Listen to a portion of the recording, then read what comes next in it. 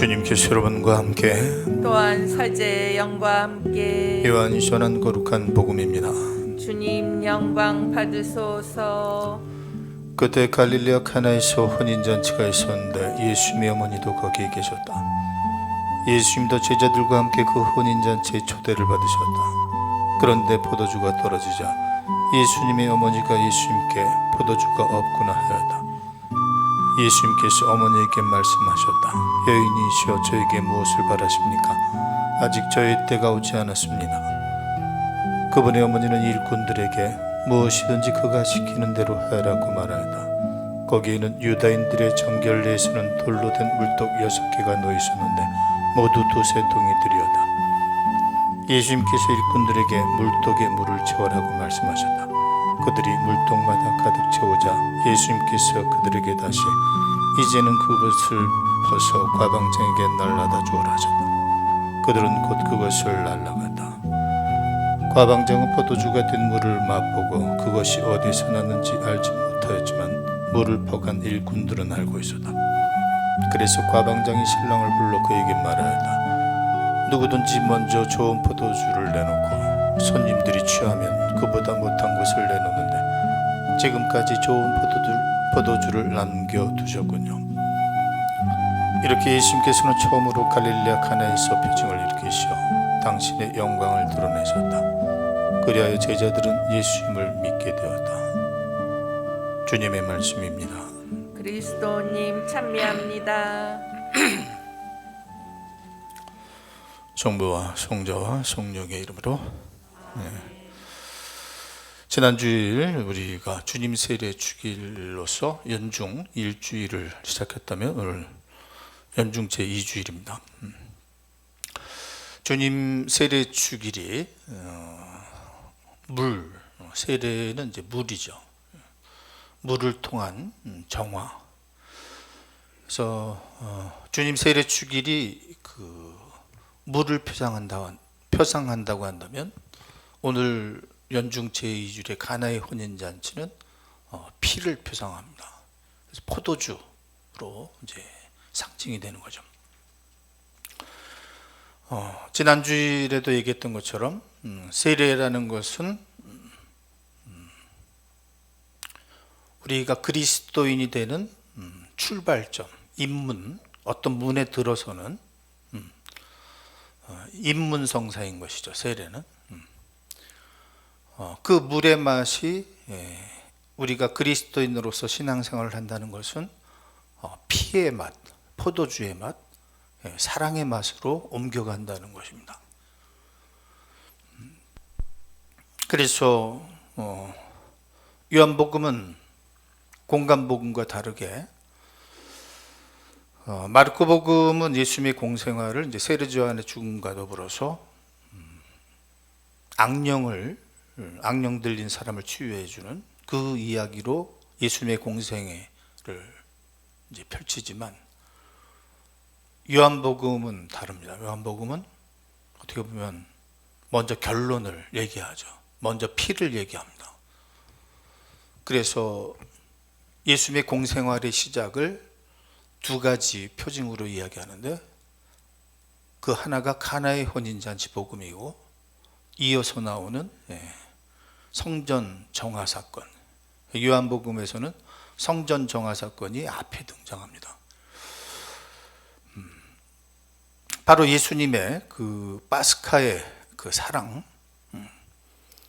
그것을 포도주의 상징으로 포도주가 떨어졌다. 이 상징을 말하는 것인데 포도주가 떨어졌다는 이 표현은 사랑이 없다는 표현입니다.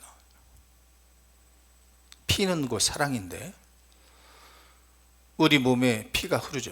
우리 몸에.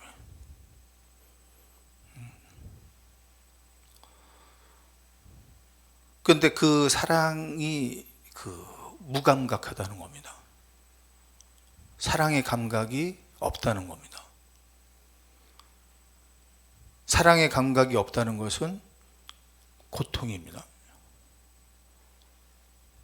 인간이 사랑 없이 산다는 것은 고통이고 살아도 사는 것이 아닌 거죠.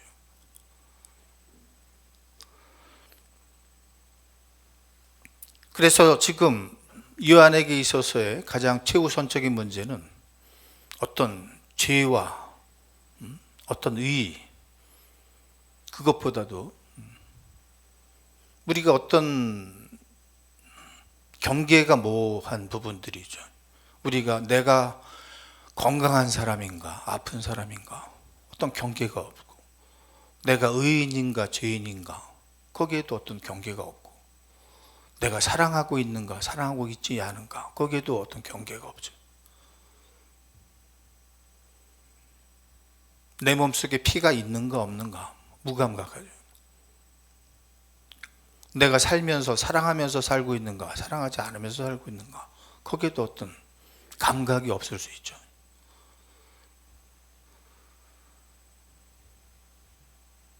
사랑의 감각이 없으니까 맛이 없죠. 맛이. 삶이 맛있어야 되는데 삶이 맛있으려면은 사랑이 필요한 건데 물이 아니라 포도주가 돼야 되는 것인데 그냥 하루하루가 그냥 맹숭맹숭 할 수 있는 거죠.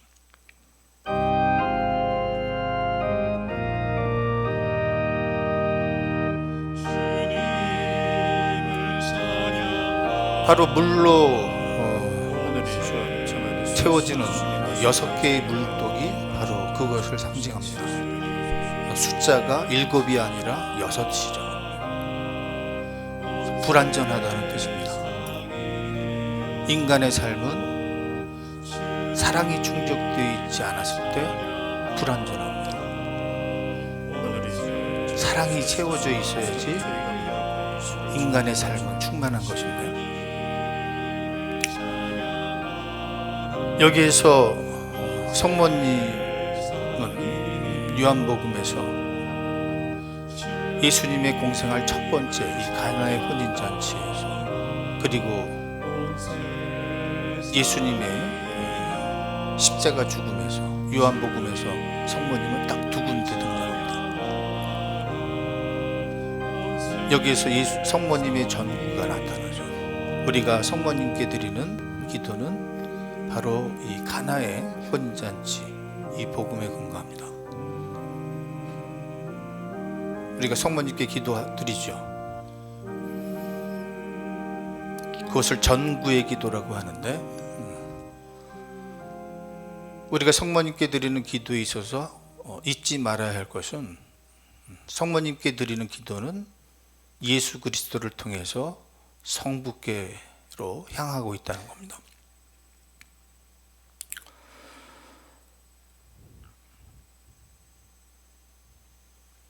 우리의 기도의 끝은 성모님에서 그치는 것이 아니라, 성모님이 물을 포도주로 만들 수는 없어요. 그래서 전구의 기도라고 하는 거죠. 그래서 우리의 기도의 끝은 늘 하느님께로 향해야 함을, 성모님에서 그치는 것이 아니라, 그것을 또한 이 복음을 통해서 묵상할 수 있습니다. 여기서 돌로 된 항아리라는 표징이 나오는데, 그것은 율법을 상징합니다. 신앙생활이라는 것은 어떤 법규를 지키는 것이 아니죠. 법이 아니라 늘 교회는 말씀을 통해서, 성사를 통해서 사랑을 지금 이야기하고 있는 겁니다. 교회는 늘 여러분들에게 사랑을 이야기하는 겁니다. 사랑의 감각이 있느냐, 무감각하냐.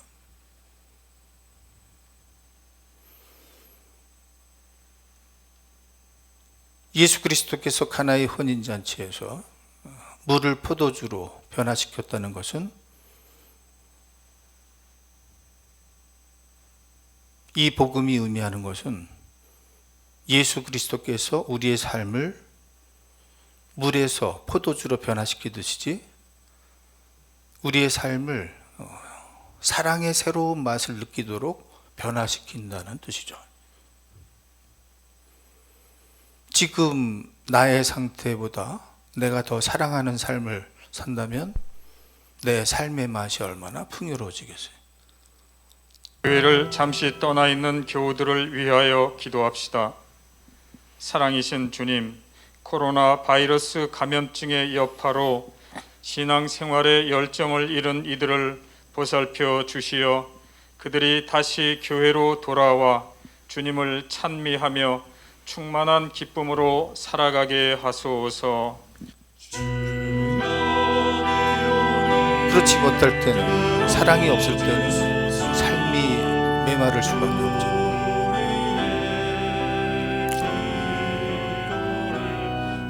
그래서 그 물이 포도주로 변화시키는 그 상징이 바로 성체성사입니다. 포도주로, 피는 곧 생명이고, 사랑은 나의 피를 필요로 하죠. 희생을 필요로 합니다. 그래서 인간은 근본적으로 어디에서부터 왔는가? 인간은 근원적으로 하느님에게서부터 왔고, 하느님은 사랑이시고, 그렇기 때문에 인간의 삶의 맛도 사랑이 없이는 이루어지지 않습니다.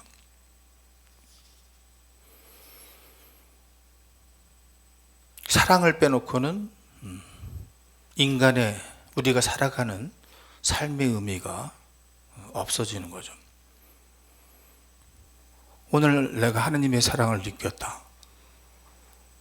이제 난 돌아가서 물을 포도주로 변화시켜야 되겠다. 내 가족들을 더 사랑하고, 내 배우자를 더 사랑해주고, 내 자녀를 더 사랑해봐야 되겠다.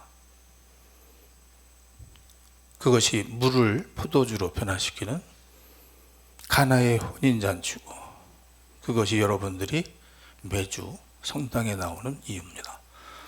성부와 성자와 성령의 이름으로.